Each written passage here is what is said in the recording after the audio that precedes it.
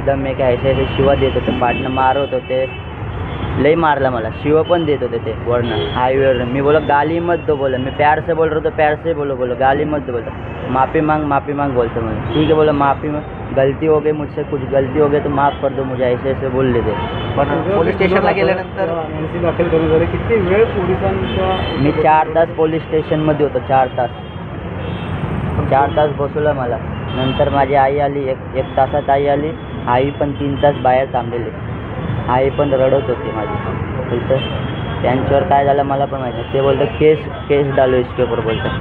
ते घेऊन गेले तुला त्या तो व्हिडिओमध्ये असेल बघा, तो चष्मावाला आहे ना, त्यांनी कंप्लेंट केली. तो बोलतो इसके ऊपर केस डाला बोलतात. ओके. काय वाटतं तुझी मागणी काय असणार आहे तुझ्यावरती आता परत? माझ्यावर घर घाबरलेत त्याच्या धमक्यांचे फोन देखील तुला? माझी आई घाबरली आहे. पुढं जाऊन काय झालं, मी अचानक मला काय असेल दवाखान्यात यायचं असेल मुंबईला, काय झालं तर मी एकटा पडलो तिथे. आता घाबर वाटतं. ते धमक्या देतात मला तिथं.